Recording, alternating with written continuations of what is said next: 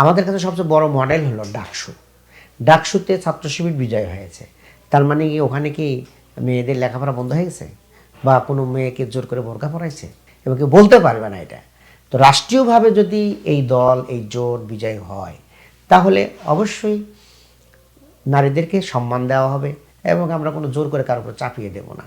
আমরা চাইব নারীদের নিরাপত্তা, তাদের অধিকার নিশ্চিত করা, তারা যেন সব জায়গায় মুভ করতে পারে, তারা যেন লেখাপড়ায় সমান অধিকার পায়, তারা যেন চাকরিতে সমান অধিকার পায়।